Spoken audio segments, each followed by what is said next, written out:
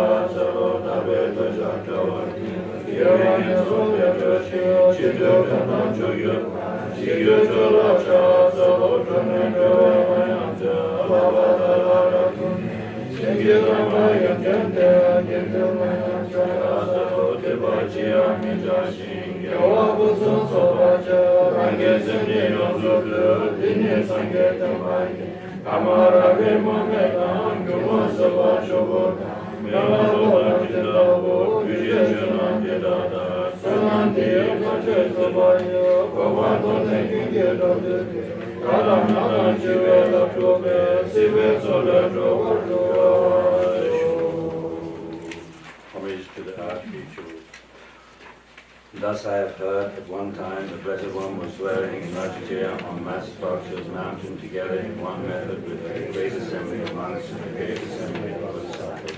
At that time the Blessed One was absorbed in concentration on countless aspects of phenomena of time and illumination. At that time also the Spirit of God was such a great being, looking thirdly at the practices of profound perfection wisdom, thirdly looking at the emptiness of inherent existence of the five aggregates also.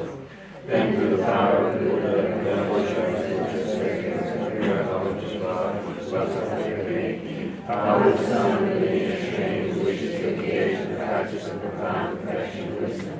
Thus he spoke in the Spirit of God was such a great being, rise with venerable Shariputra as follows. Shariputra was the son of the Lord and lineage wishes to engage in the practice of profound perfection and wisdom. Should have heard it like this. Something to do with the broken and directly because of the inherent existence of the five aggregates also. Form is emptiness, emptiness is form. Emptiness is not other than form. Form is also not other than emptiness. Likewise, feeling, discrimination, compositional practice, and consciousness are empty. Shariputra, like this, all phenomena are merely empty, having no characteristics. They are not produced and do not cease. They have no defilement and no separation from defilement. They have no decrease and no increase.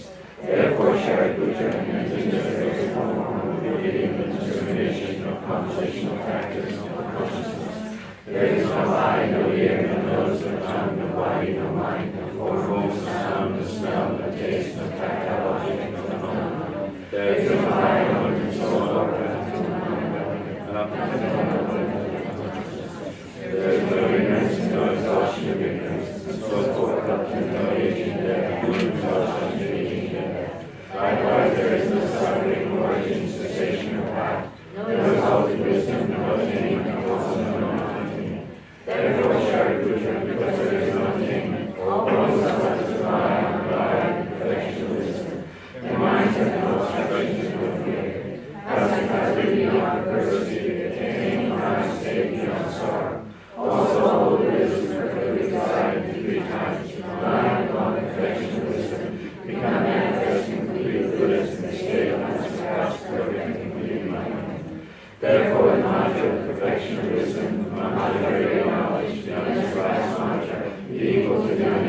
third pacifies all sufferings, is not false, she may know the true truth. The mind of perfection and wisdom is profaned. Gayata, Gate, Gate, Karagate, Karasamagate, Bodhisoha. Shariputra, Sasa, Gate, trained in the perfection and wisdom like this. And the Blessed One rose in that concentration and said to the Spirit of Bodhisattva, Bodhisattva, in his book on the life, there is no son of lineage, it is not like that. Since it is like that, just as it is revealed, the perfection and wisdom should be practiced in that way, and the Tathagata will rejoice. When the Blessed One said this, the venerable Shariputra, the Spirit of Bodhisattva, Bodhisattva, and comparison with the disciples, was the world leading thoughts, humans and other spirits, were delighted and highly praised for their spoken by the Blessed One.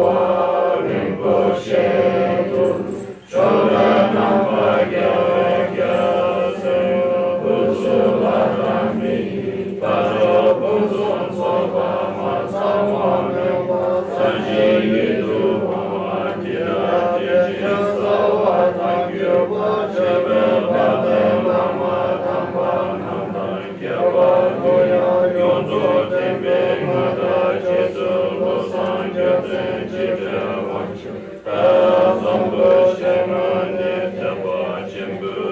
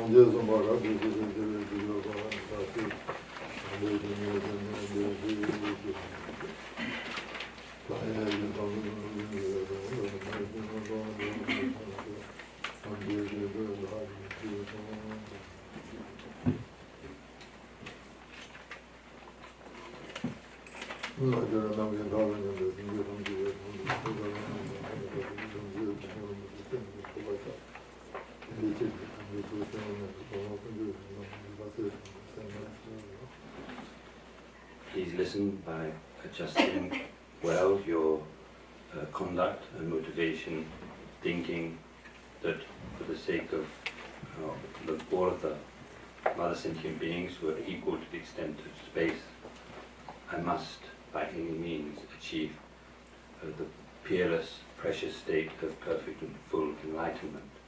And for that reason I'm going to listen to the Buddha teachings.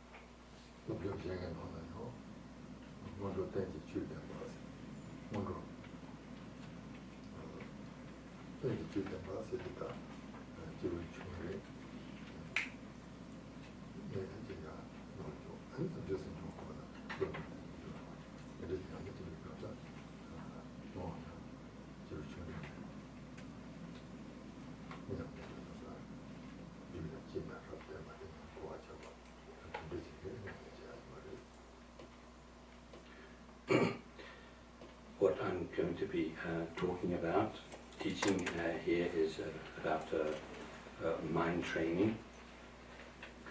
And mind training refers to a genre of practice which contains explanations on how to equalize and exchange self and others, how to practice taking and giving, and how to generate the awakening mind of bodhicitta in that way. So this is a teaching that comes to us in a lineage starting with the perfect fully awakened Buddha. It's not some new practice like something made up by the Tibetans or something like that. It actually comes from the Buddha, and the mind training teachings would include, for example, the Guide to Bodhisattva's Way of Life by Shantideva, and there are many other mind training texts such as the Wheel of Sharp Weapons and so forth. So then the line or that lineage comes down to Atisha, and from at his time then this kind of expression started to become current, the Mahayana training of the mind, the Mahayana training of the mind, and it contains unique ways to generate the awakening mind of bodhicitta, and it explains how to generate bodhicitta in a way which not only doesn't suit the minds of hearers and solitary realizers, those Hinayana practitioners. It's even something that somehow doesn't fit the minds of it. It's not really suitable for even certain bodhisattvas, those bodhisattvas whose minds or their faculties are weaker. And because of this, in the beginning it was a teaching that was kept secret. So now here, specifically amongst the various mind training teachings, what I'm going to be explaining here is called the 8-verse mind training, which was written by the Langritamba Doji Senge, Langritamba. And so when practicing this mind training, which we've, I think everybody has a copy, right? Just like in the other mind training teachings where they mention first of all train in the preliminaries, here also one needs to train in the preliminaries. And what the preliminaries are would be the practices of the person of small capacity and middling capacity, and then following that, training the mind in bodhicitta.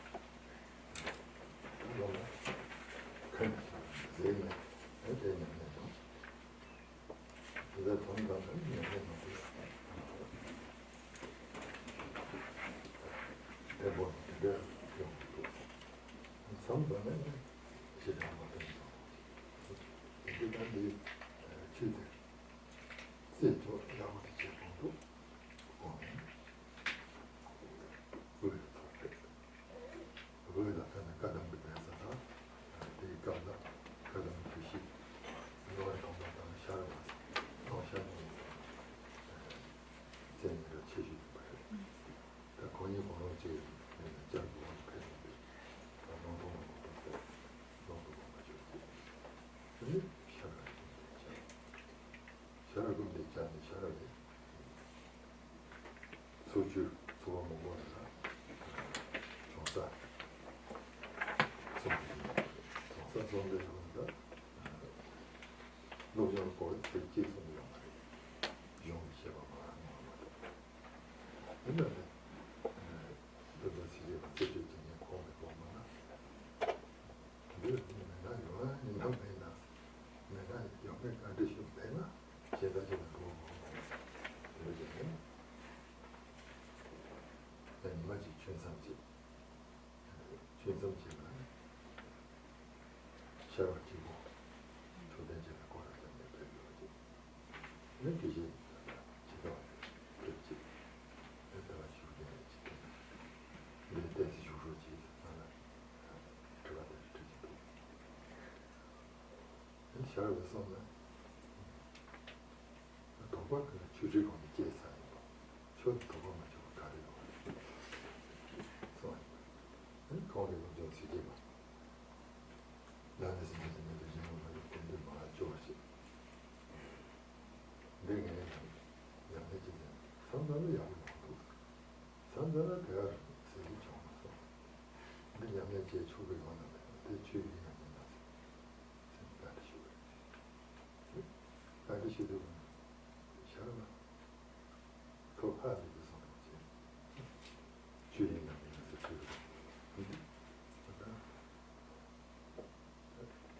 손질 만들면 되겠어. 손질 노이거나 남자의 모든 조사를 말이지.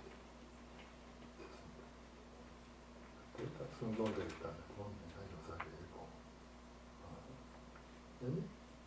근데 얘는 소주 뭔가 주스를 거. 농협도 설탕 쓰는 걸 가르쳐서 그래. 주교도 있잖아. 냠슬렌스 방면에서 근데 요즘에 수업하는데 마성을 가르쳤나? 내지도 된다고 말이지.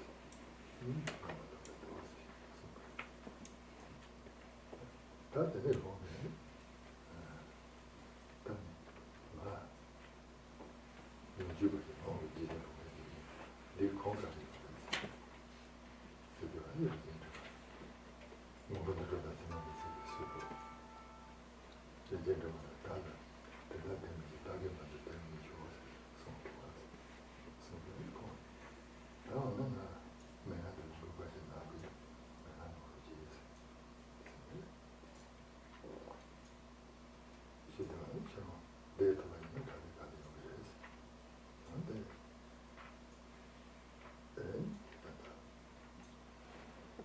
마시에 답이 말지 않아. 무슨 집으로 집에 지내고. 영생은 그런 거 공부를 보는데. 나중에 여기 노정 양이 시험도 이제 나중에 내가 공부를 자. 네가 이제 나중에 그냥 이제 주제는 그래서 편도식을 받는다 거기다 근데 고주잖아. 왜를 인식을 하는 거죠. 그래서 수주셔야지. 제가 주는데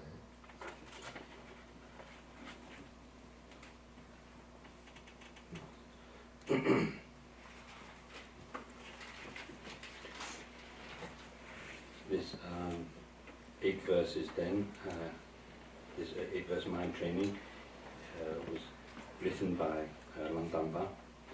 This was a really amazing person who first trained his mind in compassion and then bodhicitta, and was always meditating on compassion for the sentient beings, finding their suffering unbearable.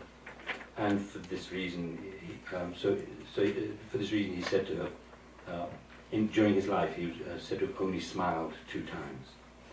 And for this reason, he was referred to as the dark-faced Langdamba, because of having that kind of like expression on his face all the time. And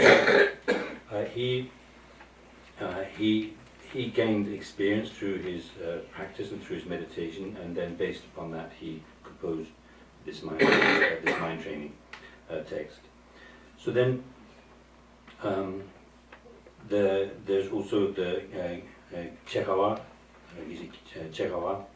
Now he first came across the mind training by seeing this 8 verses text, and he practiced it, and he found that it was useful, although he found in certain circumstances or at sometimes it wasn't so useful, and he felt that it was important, so he wanted to find out about it, and so he went to a place called Is that right? Anyway, something like that, a place in Tibet. And then he wanted to either meet with Lantamba or Sharawa, Geshe Sharawa. These were the 2 most famous in Tibet. So he went there, and he went in search of them, and Lantamba had already passed away, so he went to see Geshe Sharawa. Now at that time, Geshe Sharawa was teaching publicly the text called Jamsa, so the Bodhisattva Bhumi, or the Bodhisattva levels. And so Chekawa went to listen to Sharawa teaching this, and he didn't hear, Sharawa didn't mention a single word about mind training, and so he wondered to himself whether Sharawa actually had this instruction, and was thinking that if he didn't, then he would just have to go somewhere else. So one time there was a break in the teachings, and Sharawa was alone going on his circumambulations, and Geshe Chekawa arranged a seat for him and asked him to come and sit down, because he had some questions to ask. He had some qualms, he had some kind of like doubts about that he wanted to ask about. And so Sharawa said, I already settled all doubts during the teaching. What doubts or what questions could you possibly have? And so then Chekawa recited this 8 verses and said that it was sometimes very useful and then sometimes not so useful. And he said, I was wondering if it's real Dharma or not. And then at this, Sharawa was sort of like quite amazed, that he would say,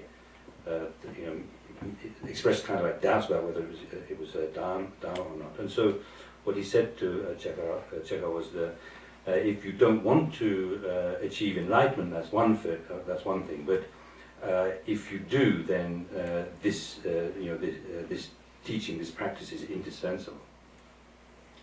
And then Chekawa asked him why he had not mentioned even a word of it, the mind training teachings, when he was teaching, when he heard him teaching. And so Sharawa replied that there was no point, because there was nobody there who could practice it. And then Chekawa asked him what the source of this teaching was, and Sharawa replied that it was the precious garland, in which there is a verse that says, may the suffering and may the sufferings and negativities of others ripen on me, and may others have my happiness. So that was the source of this teaching, and Chekawa asked him if he could teach it to him, and Sharawa replied that if he could stay around for a while, then gradually he could explain it to him.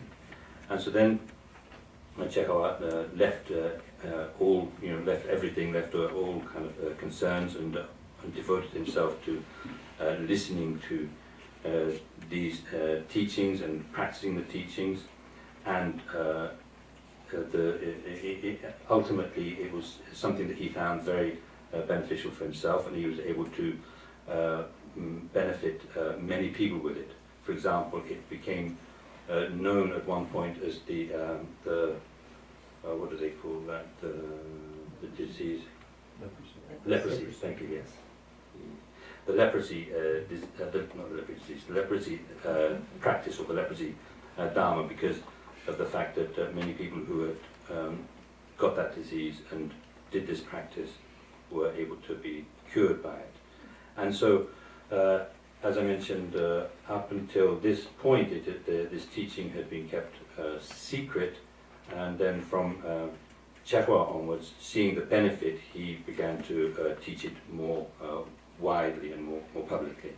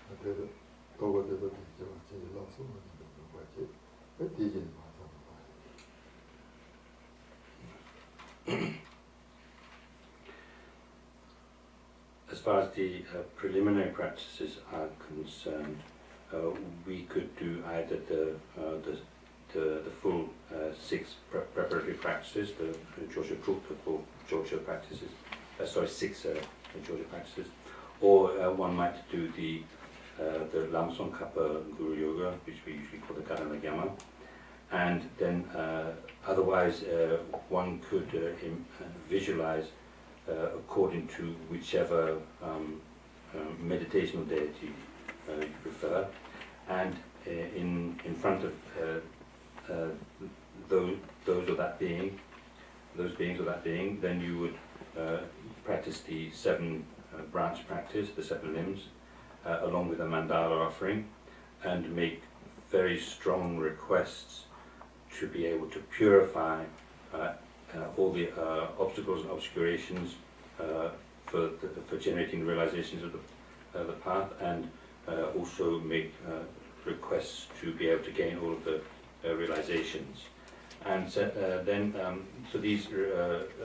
you make those requests very strongly, and then due to having made these very strong requests to whatever figure it's going to be, anyway you see it, the central figure as being inseparable from one's guru, and then you, having made those requests, very strong requests, then you imagine the lights, purifying lights and nectars, which completely purify all of the negativities and obscurations, and so you have to think very strongly, like imagine that you have this kind of conviction, very strong conviction that everything has been purified and all of the realizations have been gained.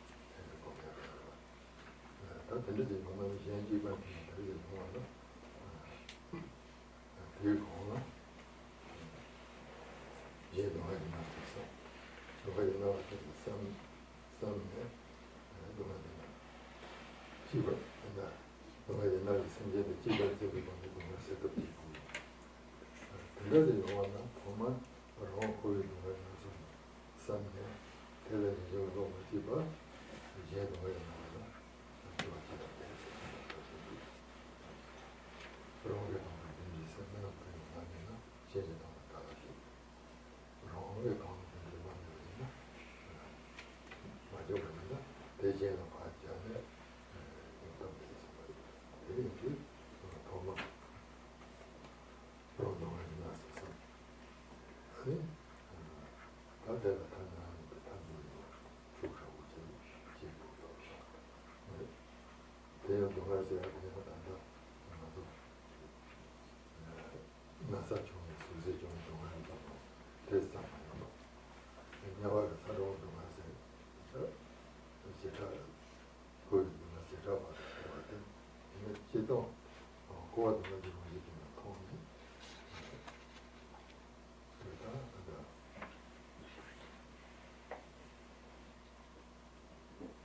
看过嘛，写的那个，说懂了，那这种呢，这个也比较快了，因为呢，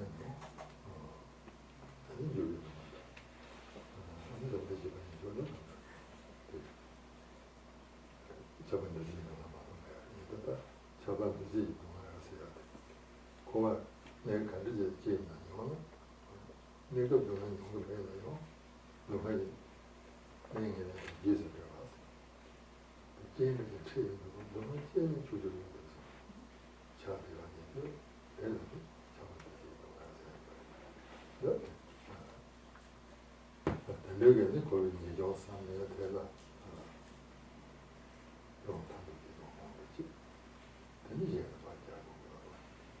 이제 다시 이제 동안 쓰고 가르를 했으나 네 이제 지금 된다 그런 이제 좀 써서 이제 나가요 이제 지금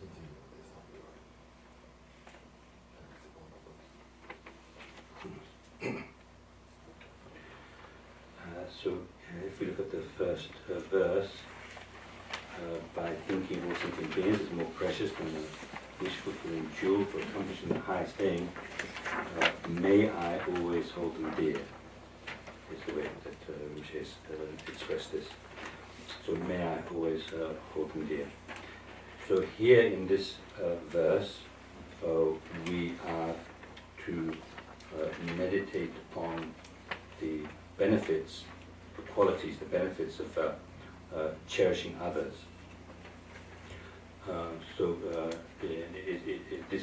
This verse, we're to meditate on that. And in order to be able to do that, first of all, one needs to think the suffering of others and to find that suffering unbearable. And in order to be able to do that, first of all, we need nidrum, what we usually call the mind of renunciation, thinking of one's own suffering. And this is clear from the Bodhisattva, the guided Bodhisattva's way of life, where there is a verse that mentions if one doesn't have this even for oneself, how could one possibly have it for others? And so what those words are explaining is that if you want to have compassion for others, then there's no way you're going to be able to generate that first without having there's no way you're going to be able to get that without having first meditated on your own suffering and generated the mind wishing to achieve liberation from that. So now, as for the suffering that we need to think about regarding ourselves, first of all, it's not just the specific sufferings, pain and so on within cyclic existence, it's the general suffering of cyclic existence. So, for example, if we think about those beings in the upper realms, the upper levels of cyclic existence, they don't have any suffering feelings, painful feelings. They don't have that kind of suffering. And in the higher levels, they don't even have the suffering of change. But what they do have is the pervasive suffering of conditioning, or the pervasive compounded suffering. So what that means is that what that kind of suffering means is that there can be occasions where temporarily you're not experiencing any evident suffering, like suffering and pain and so forth. But if you meet with the conditions, then it's as if you're ready to experience that kind of suffering just by the change in the situation and a change in the conditions.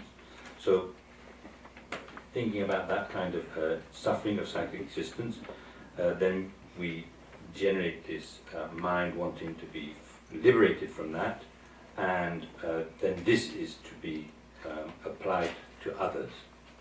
That kind of wish to be free of one's own suffering, then you apply it to others in order to generate compassion for them. So then we have these two practices, thinking about the drawbacks of the self-cherishing mind and thinking of the benefits of the mind cherishing others. So here in this verse, what it's talking about is the practice of reflecting on the qualities or the benefits of the other cherishing mind. looking at it with that no going to have time to get a little man send the knowledge and not my over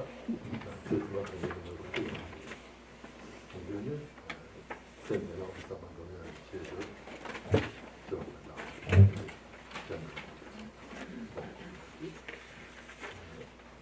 대답을 취하고 있는 이거 어디 있고 단계니까 단계를 고서 단계 동생애가 쌓는 단계를 너무 지저서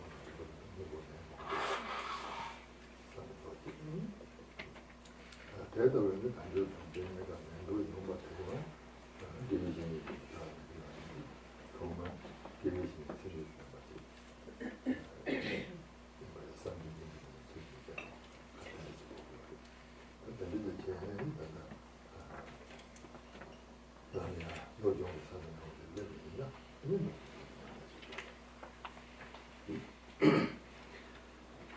Now to have that mind which wishes to achieve liberation, one needs first of all to be able to overcome fondness for the appearances of this life. And in order to be able to do that, you have the meditations on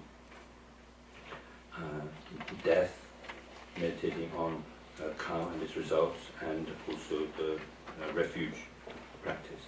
And for those to go well, first of all, you need to meditate on the precious human rebirth, the leisures and endowments, thinking about how difficult it is to get such a life with all those leisures and endowments. And through meditating on that, then you come to the conclusion, I mustn't waste this precious opportunity. I must do something really worthwhile with it. I must take the essence out of this this precious human life.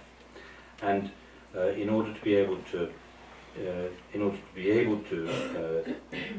take the essence out of this life, then we need to rely upon a qualified guru, and so we also need to do the meditations concerning that, thinking about the benefits of relying upon such a guru and so forth, the various outlines you have in that practice. No.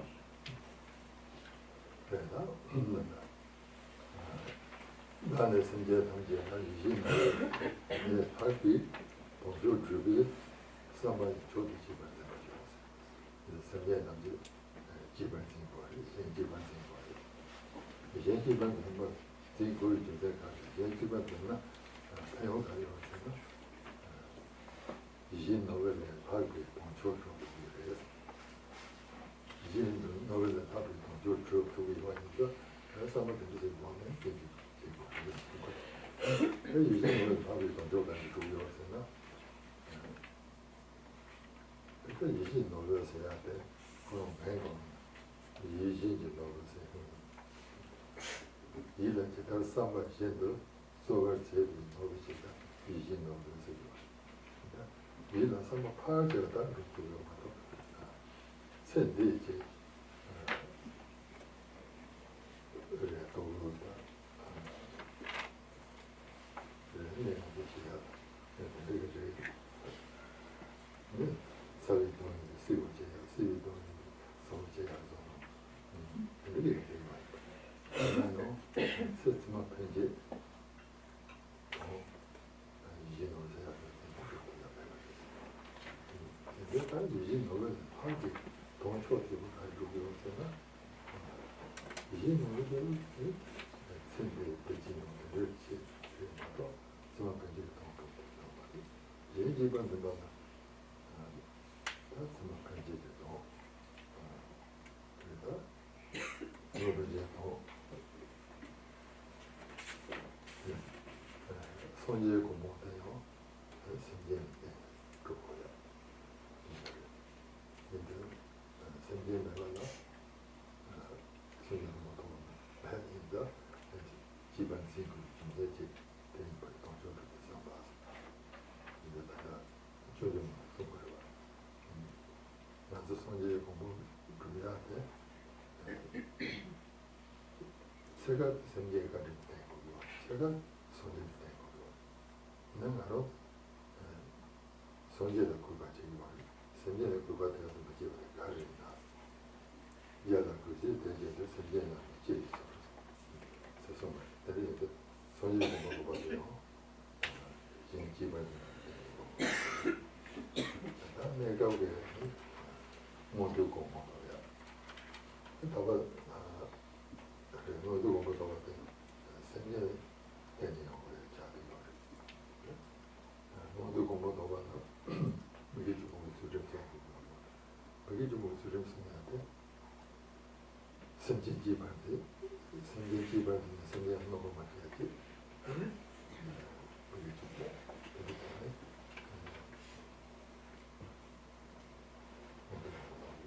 모두 공부하거든요. 생계인데. 다음에야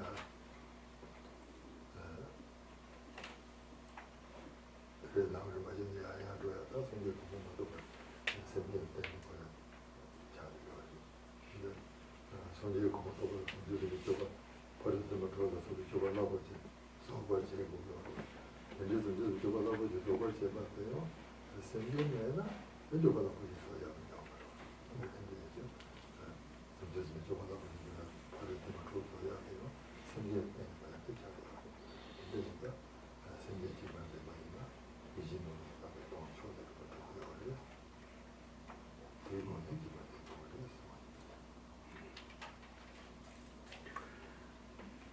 Now, so here it says thinking of all sentient beings is more precious than a wish-fulfilling jewel, for accomplishing the highest aim. I would always, may I always hold them dear. So we need. This is expressing the need to cherish others, and so then the question arises: well, why do we need to cherish others? And the answer is because by doing so, you're able to achieve a supreme aim, which is superior to, which makes them superior to a wish-fulfilling jewel. So, you're able to achieve a goal superior to what you can achieve from a wish-fulfilling jewel. And so what that means is, so even if we just think of the expression wish-fulfilling jewel, you can tell kind of what we're talking about. It's a jewel which can give you everything that you might want to solve your problems of hunger. If you're hot, then it can give you something that will bring coolness. For cold, it brings warmth and so on. But it can only give you things. It can only solve the problems of this life. It can't accomplish anything beyond this life. So the sentient beings are superior to the wish-fulfilling jewel, to a wish-fulfilling jewel because of that. Because depending upon the sentient beings, one is able to achieve far more. One is able to achieve the aims of future lives and even more. So even achieving Buddhahood is something that depends upon the sentient beings. You can achieve Buddhahood through depending upon the sentient beings. Without the sentient beings, there's no way of achieving Buddhahood. So this is a reason for cherishing the sentient beings. It's just like it says in the Bodhisattva Charyavatara, achieving the state of Buddha depends half on the kindness of the sentient beings and depends half on the Buddhas. And yet we tend to venerate and respect the Buddhas and not the sentient beings. So Shaniteva says, so what's going on there? Why is that?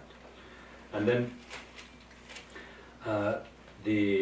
so through depending upon the sentient beings, we're able to achieve the definite goodness of liberation and enlightenment, and also we're able to achieve the what we call the high status. In other words, a good future birth as a human being and so forth, which is something that you get by, or which is, in other words, a result of practicing the morality of abandoning the 10 non-virtues. So if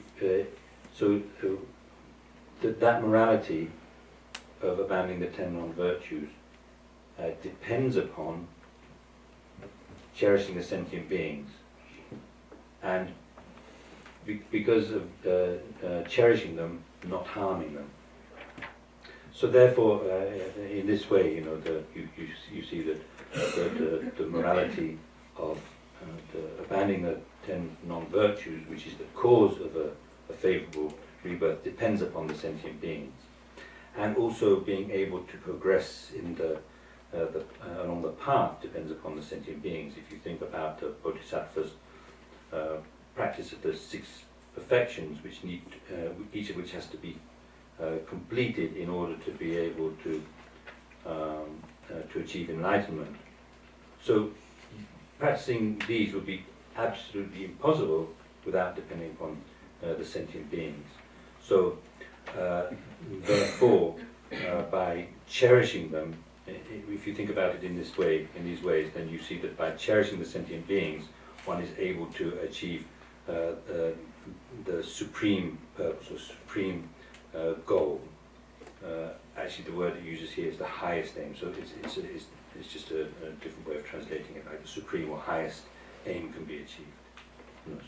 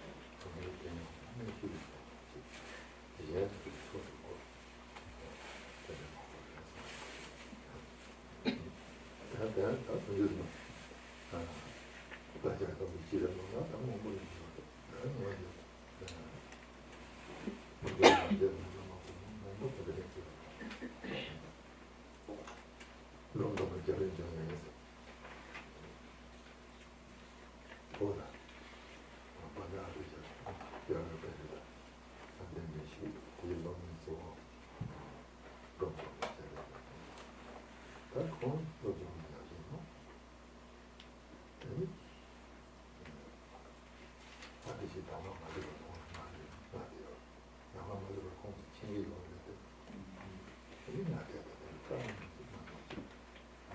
소나 지금 내보시면 로아이나요. 그거는 현실이죠. 대단히 공간로만 깨나와셔야 돼. 공간로만 깨나는 공간 로로가 내려줘야 돼. 로로가 내려줘야 돼. 로로가 주스가 그리고 문조 또 시민들 좀 되게 대주제 담당야 되는 제가 고마드리 야 제가 그래서 내가 야자고 근데 난가는 나 보이지도 나버도 그런데 그런 거 그럼 그래서 나버도 그집지지니까 내가 이 느낌만 이제 야자고 그런 도리기만 해 도리기만 도리대 거기까지 터지기 그런 공부를 한국이 담도 뭐야 그런 거 이 하스를 때는 대처럼 한국에 용 잡아 대리기 앞에서 제가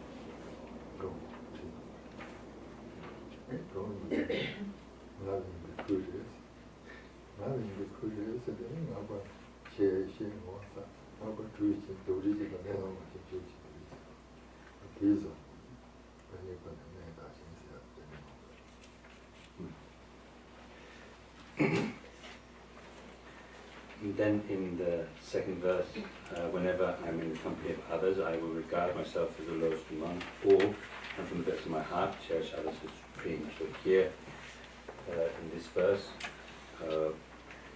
one is to contemplate the faults of the self-cherishing mind.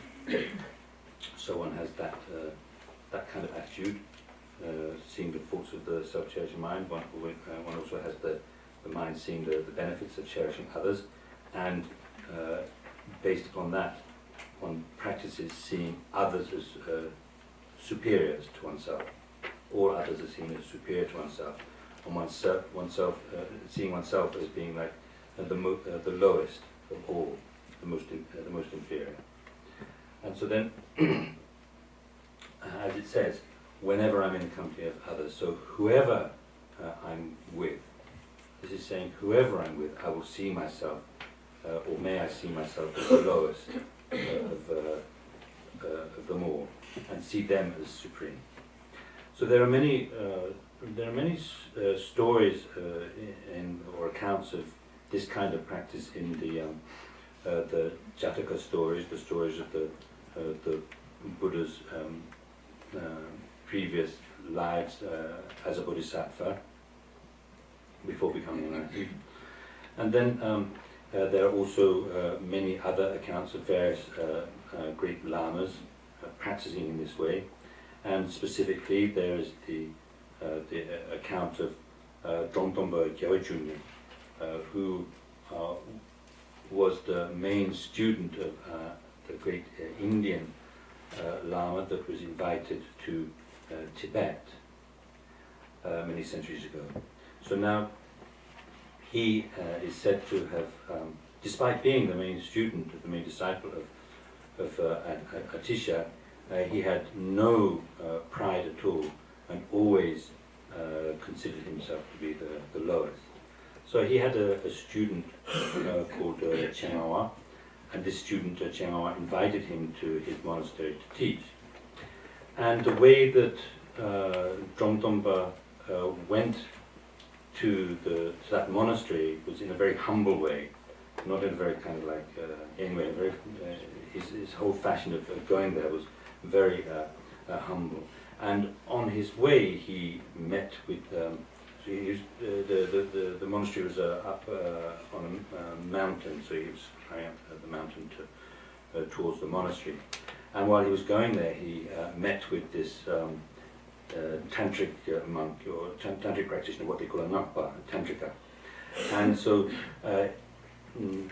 Dromtompa put himself in the position of the lower one of the two, and honored and venerated this tantrika. And so the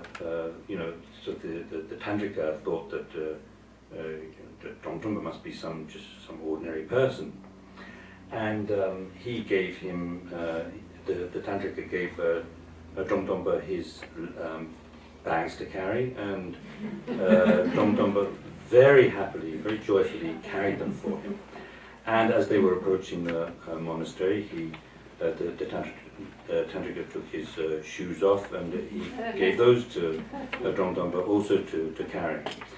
And now, so Chengawa knew that Dromtompa was arriving, and so he got everybody to line up in a procession to greet him.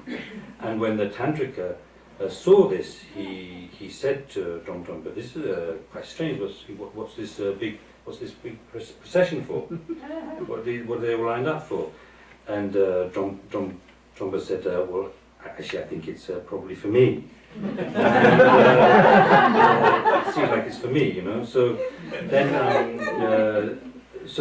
when the tantrika heard this, then he became really embarrassed and ran off, leaving all of his possessions and his luggage and so on behind.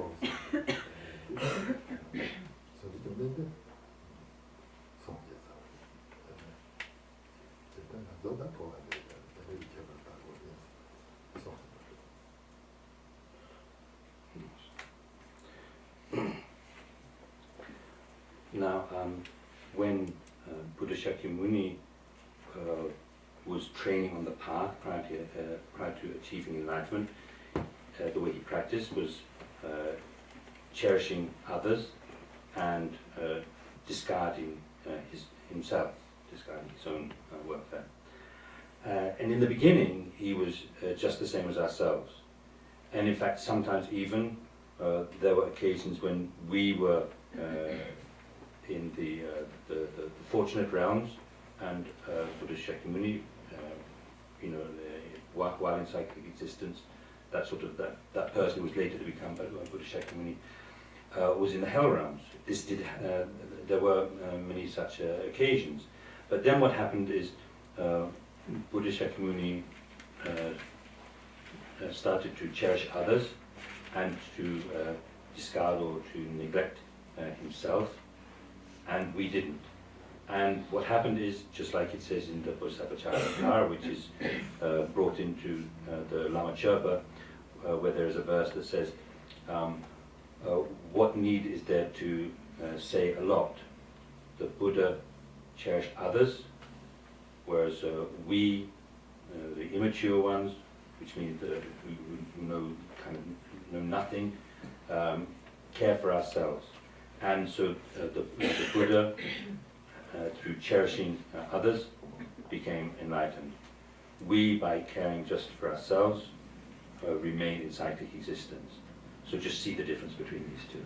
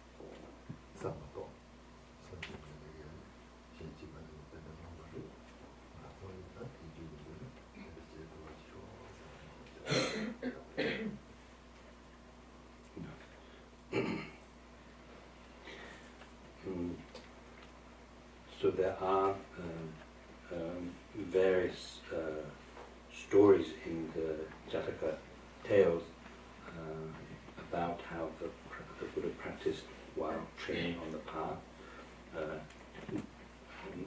discarding his own himself and cherishing others.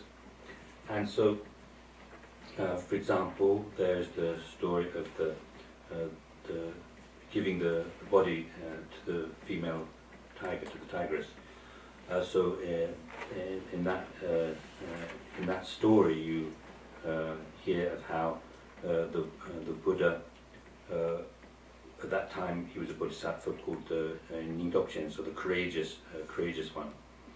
And so he came across this tigress with her cubs, and they were starving and about to die. So he gave his flesh to the tigress.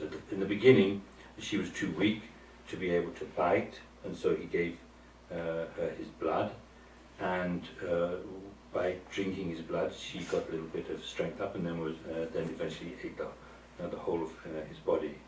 There's also the story of the Buddha giving his, while training on the path, giving his blood to the yakshas. And one time, as a king, when he was born as a king, he gave his head to somebody that asked for it. And there's also the story of one time when the Buddha was born with a jewel on his head, and when he was asked for it in order to overcome famine and so forth, he cut the jewel off in order to overcome that problem, for them to be able to overcome that problem. So we see these various stories then of the way in which the Buddha, when practicing on the path, how he cherished others. And so it would be very good for us to make prayers to be able to do that ourselves in the future.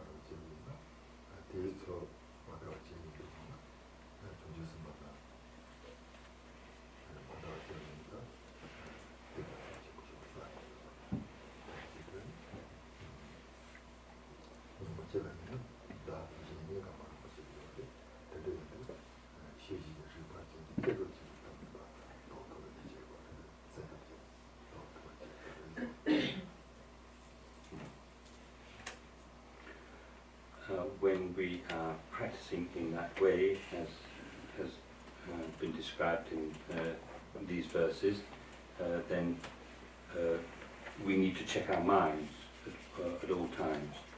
So that's what's being explained in the third verse, where it says, "In my every action, I will watch.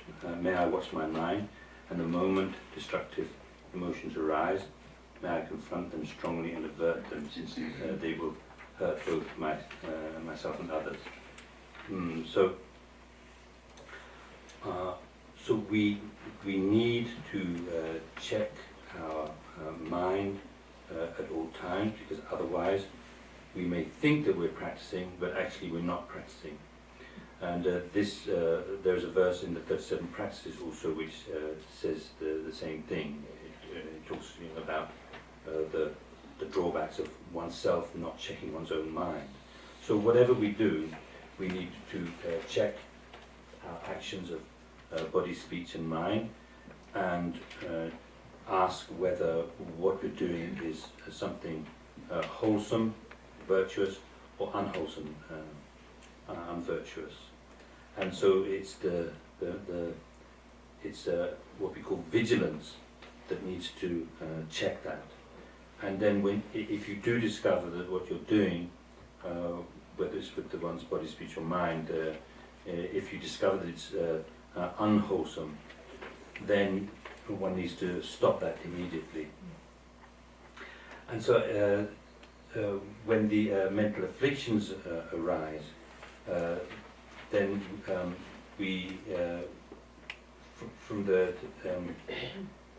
from the word itself, you know, when you say mental afflictions, you can you get the idea of something which is creating suffering.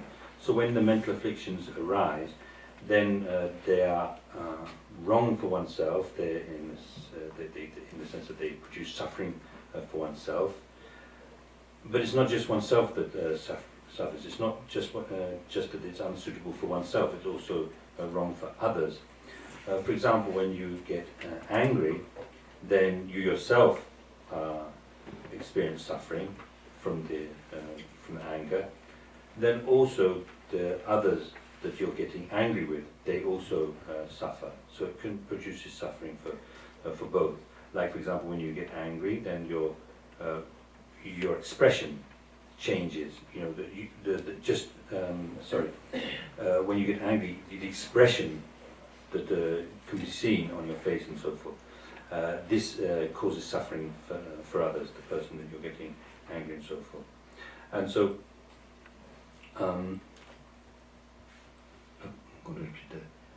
Namgyutian that Kurusana, Namgyutian, the parable make this. It changes a bit. No.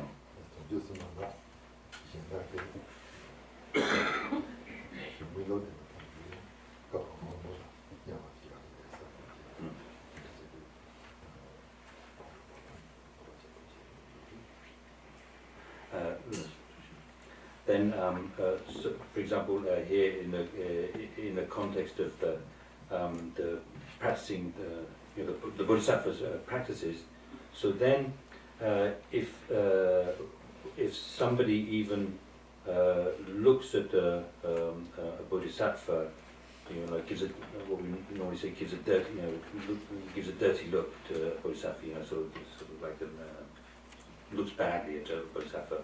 Even that, even by just doing that, creates the cause for being born in the hell realms.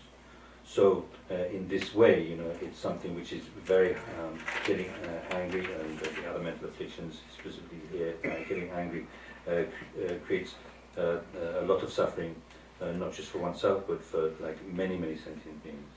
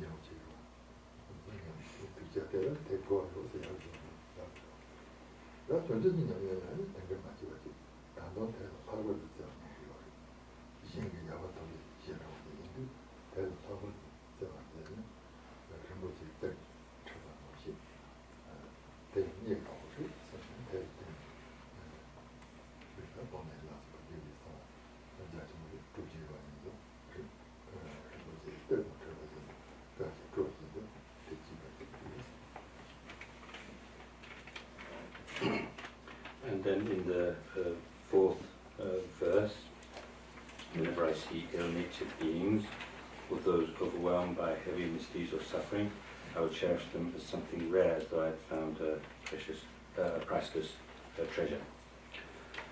So when it says, whenever I see ill-natured beings, this could refer to all sentient beings, because all sentient beings are, you know, like filled with the mental afflictions. But here it's, you know, we can, it specifically refers to those beings who are, you know, experiencing, who are overwhelmed by their mental afflictions and so forth. And so, whereas other people, when they come across such a person, they would, you know, like they wouldn't like them, and they want to get rid of them and so forth. Here, in the case of the Bodhisattva, the one who is the awakening mind, Bodhicitta, they would actually be very happy with such a person. They would, to come across such a person would be like coming across a very precious jewel that's very difficult to find. And the reason being that when they meet with such a person, then they have the opportunity to create a vast amount of merit and so forth. ガダムキシータでこんな出てた今言ったなんかヒドトラブルのヒドトラブルのだと同じ19番インドルと同じの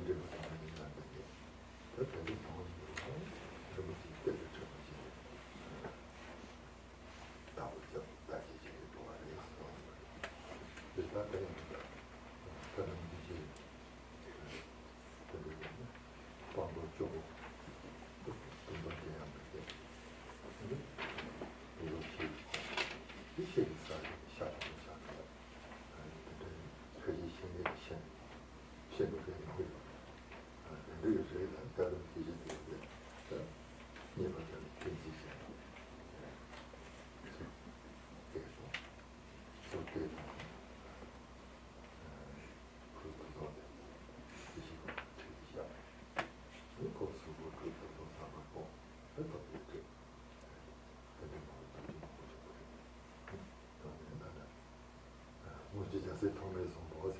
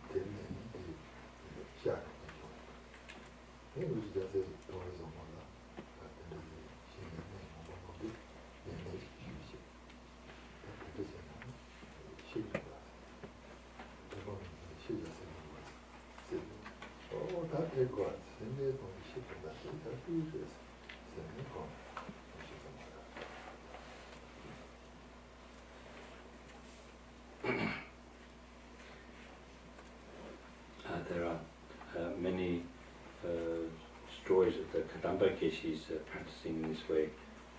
So they talk of those who are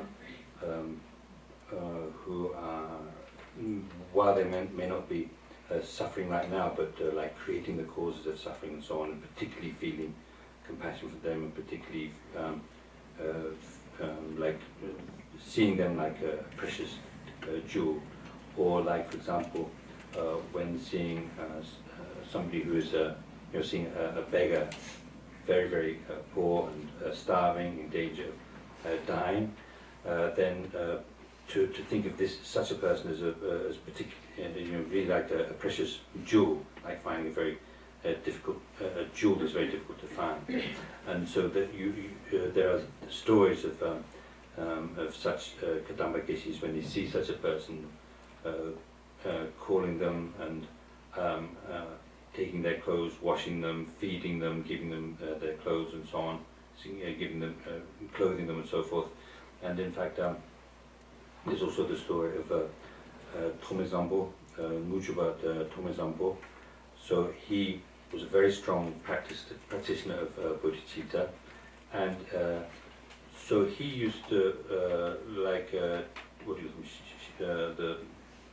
like fleas.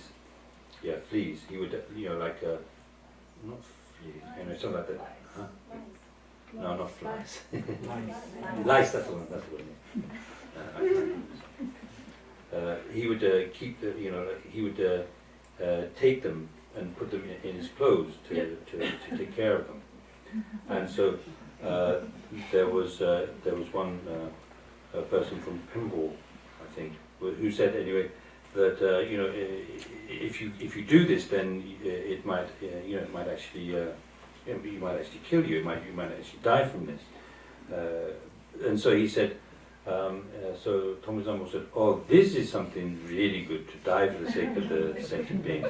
So this person really had no chance of stopping him.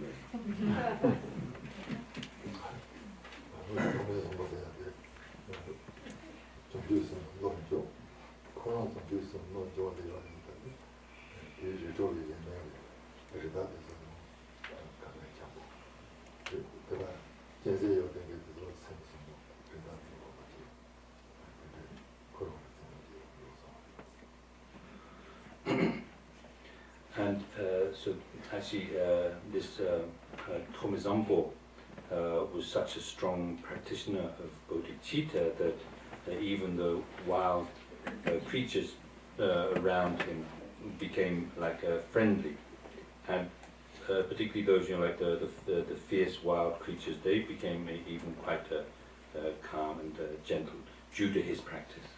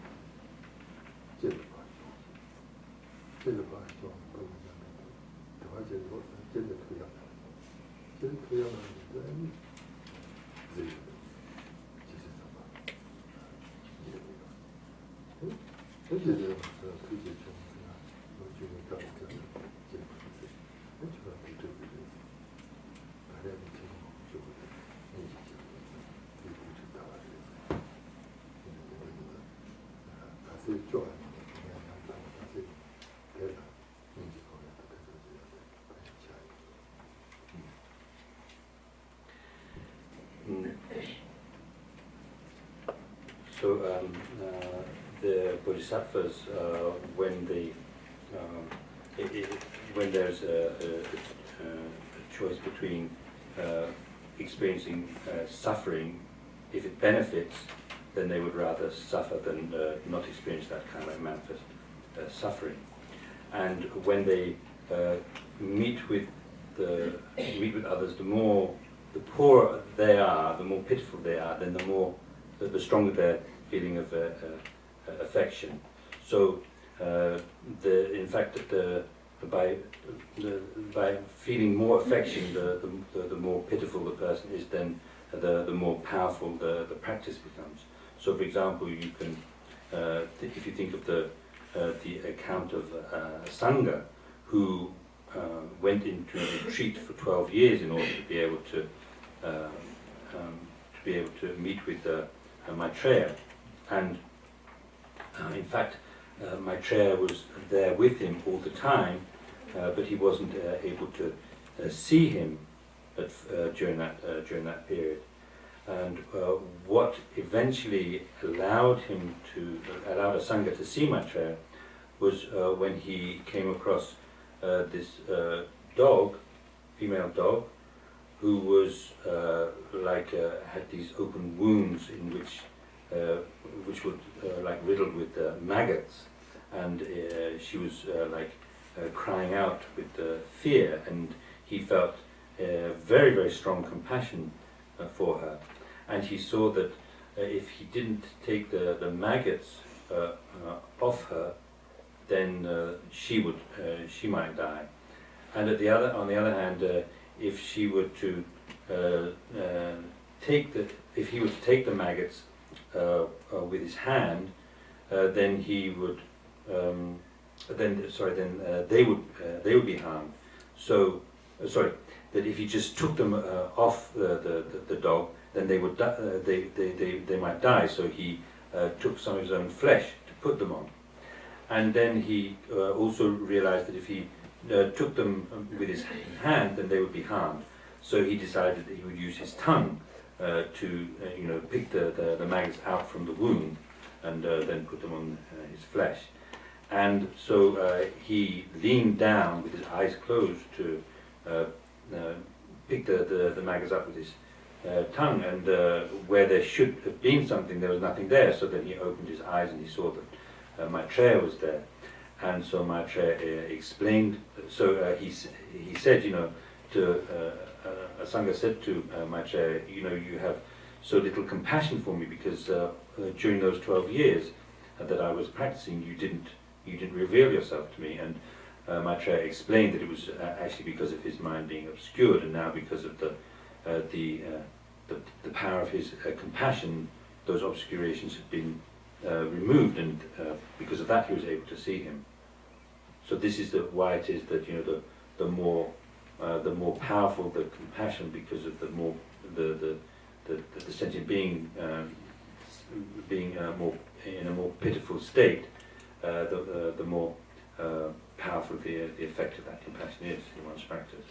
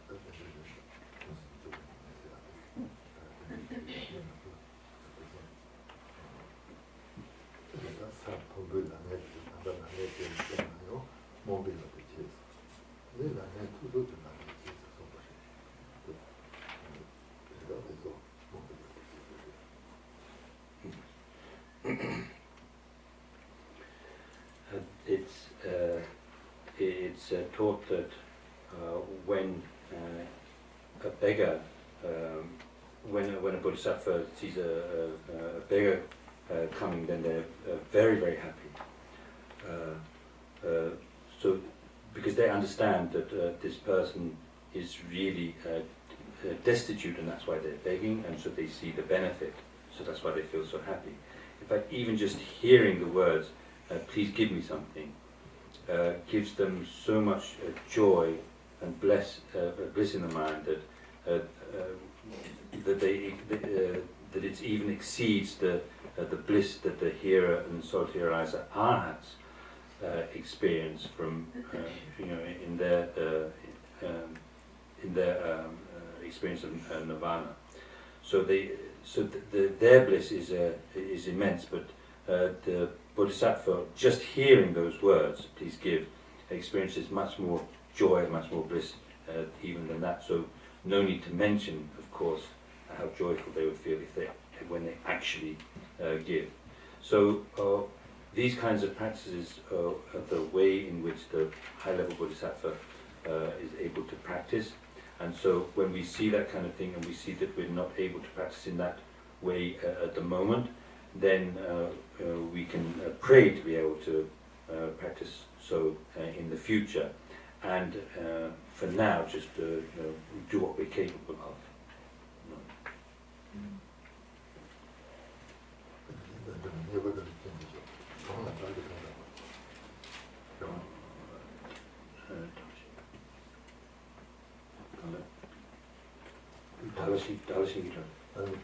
나는 이제 차도 실거나 좀 뭐가라고 그러면 저가 이제 한국어 쉬고 손을 보일까?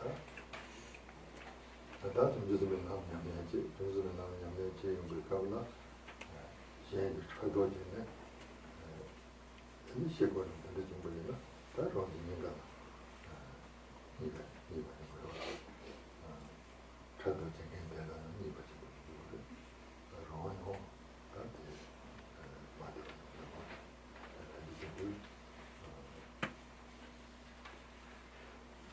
차도 제약이죠. 가르쳐서나.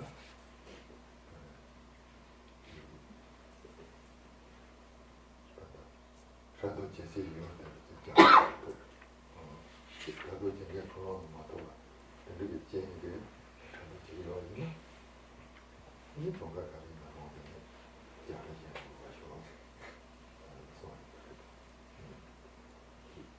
그래서 되게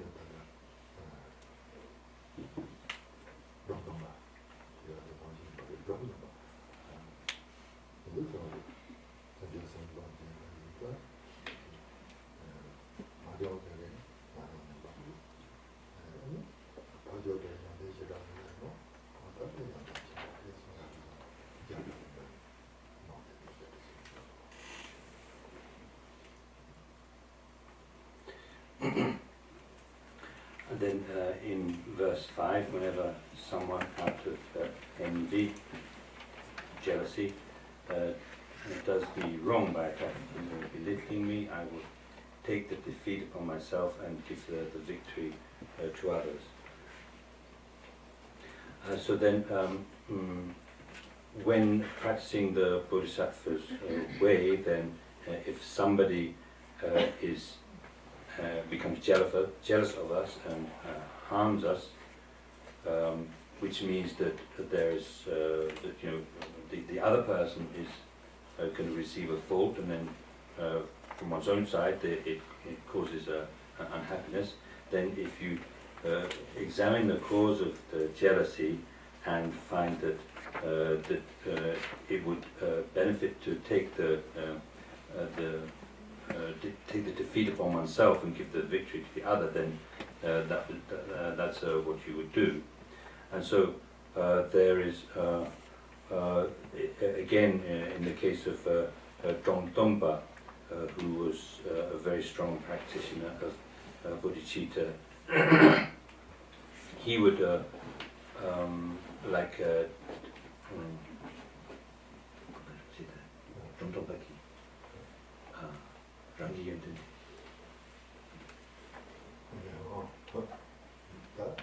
정각에서 머리를 좀 보이나? 건강하고 있는 것을 이해받고 가져야 되는 데 시간 내나요? 어느 데 친구를 야도하고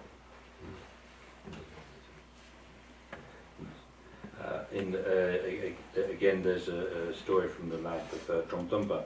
So if some kind of situation arose where something had gone wrong, then he would take all of the blame for what had gone wrong on himself, and the other person, even if they didn't really have so much knowledge or qualities, he would really praise them very highly.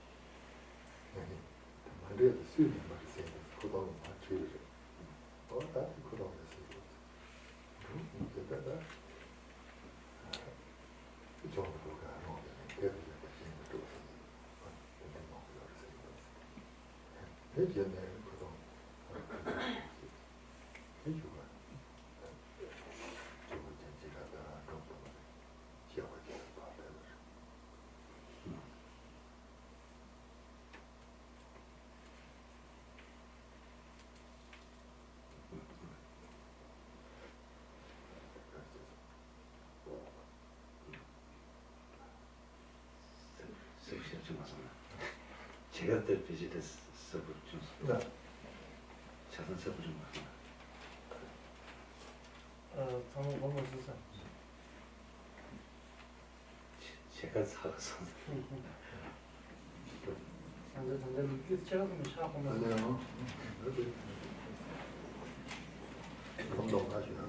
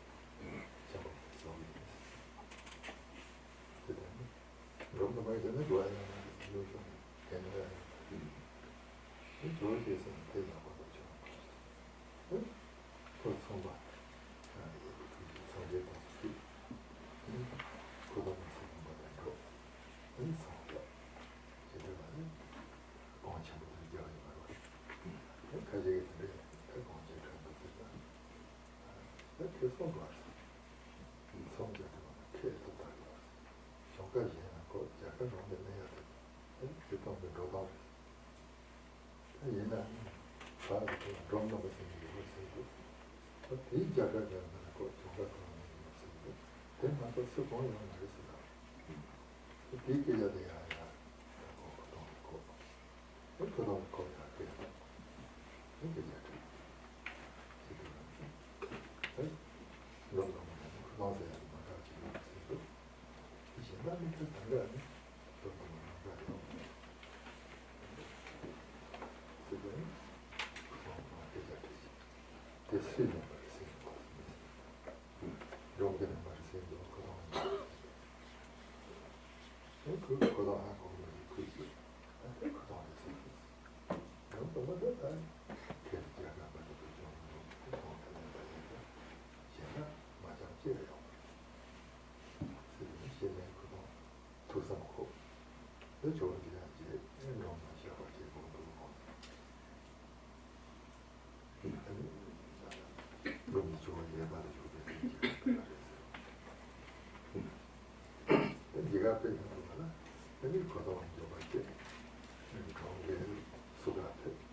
근데 거기 오지. 네가 좀 들이도 들이대. 생제성에 보고서 좀 먹고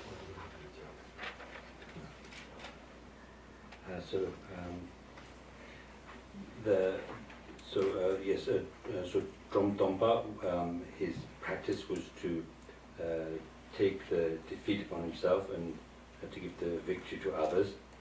And there was one great, like sort of like a great master or great, great kind of master called Gudun, I think. So due to his previous karma, even though Dromdompa had never done anything wrong, he disliked him. There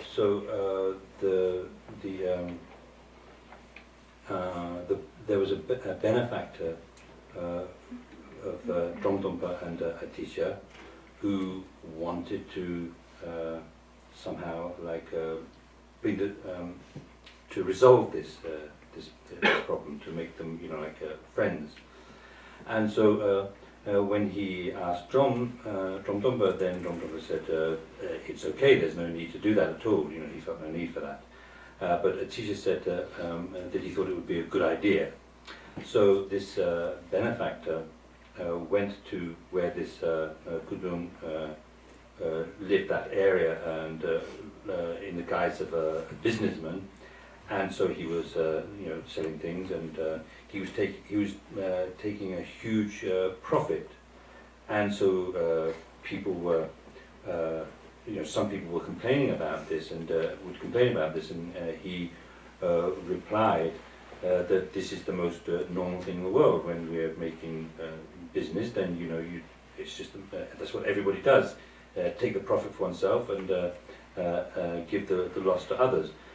There's only one person who is different from that, which is Dromdompa. He does the complete opposite. He takes the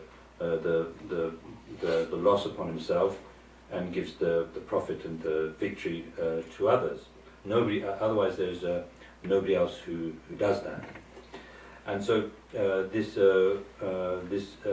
person, Gudong, heard about this, and he asked about it. He asked this benefactor, and so this benefactor told him that he was the only one that disliked Drom. Everybody, otherwise everybody liked him because he had this quality, always different from everybody else, taking the profit, taking the loss on himself, giving the profit to others. And when he asked, so whose fault is that? What do people say? Do people say that's my fault, or do people say it's Drom's fault? And so he said, well, people say it's it's your fault, it's Gudong's fault, because Drom only takes the loss upon himself and only gives the victory and the profit to others.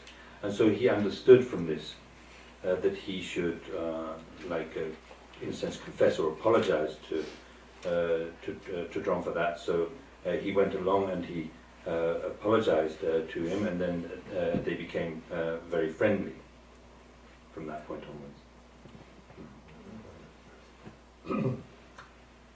大呢，看了到一些，还是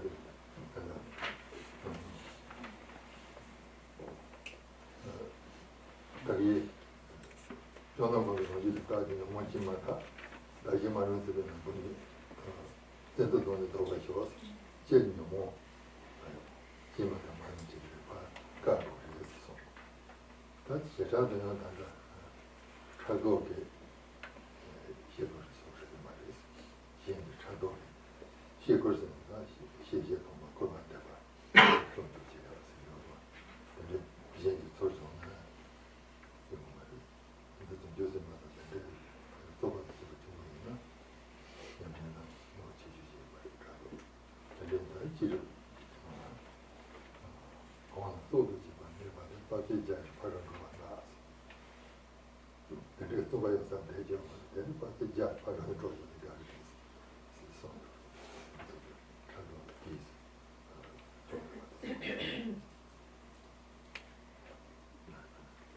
이게 영문지마다 센터 돈에 도와 줘. 영문지 다시 말하면 지금 공부를 해서 근데 계속 차도 메스까지 차도 시도도 이미 정말 이제 차도 제가 근데 시야를 지금 그래서 제가 차도 제 이러나 뭐지 지금 소도 집안 내가 빠지자에 바로 들어왔다. 근데 차도지에서 소가 소도 이거서 되려 맞대. 빠지자 바로 들어오잖아. 그러니까 그런데 개인의 구원한테 같이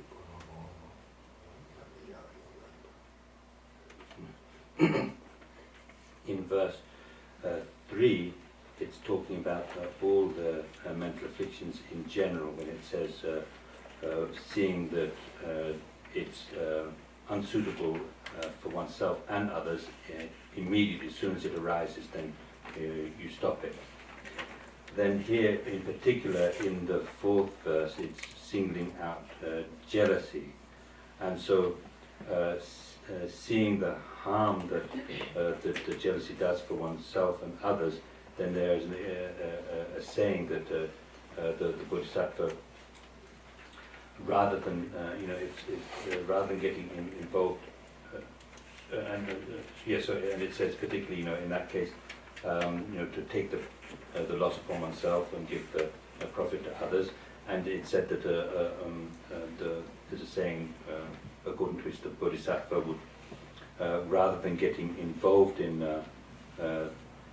some kind of a dispute, and in order to avoid the harm to oneself and others, the harm that the person who's getting jealous and is going to receive, that kind of fault they receive, and then to avoid the suffering for oneself, since it's causing suffering for both oneself and others, they would rather simply go away and leave the situation.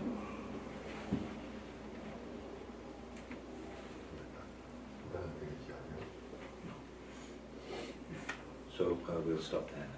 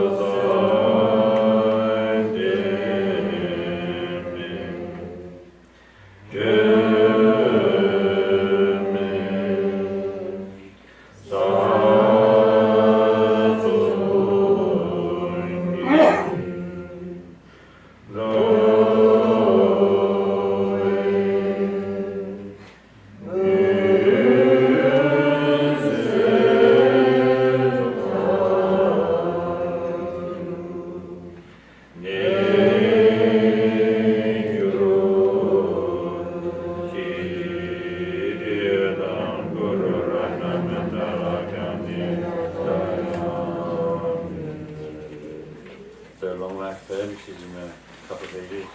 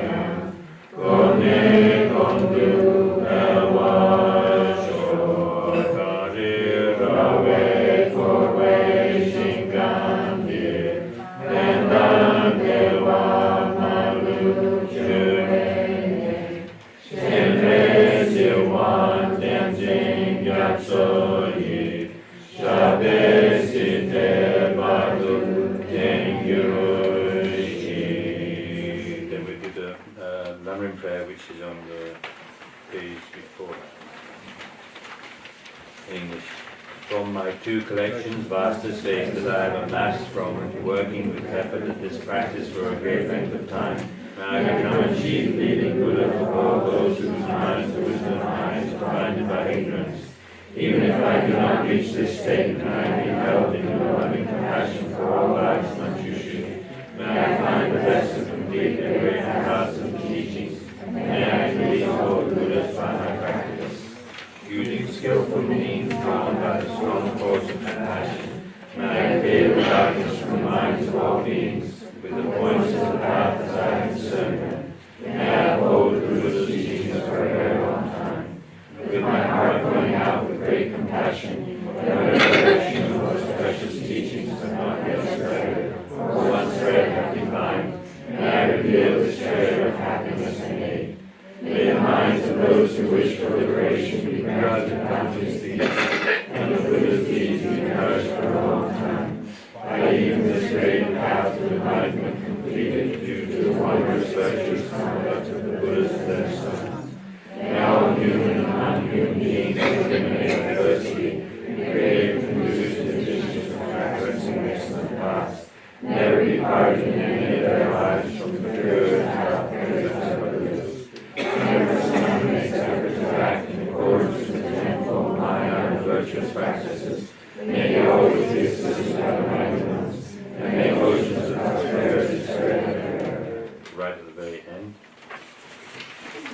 Ki Kya Bo Nonga Ve Ju Namba Dawara Ge Sema Shiwa Dan Kunge Malu Sanwa Sho Ta Dan Shen Ki Du Sun Dan Kawe So Ni La Tene Kya Wa Lo San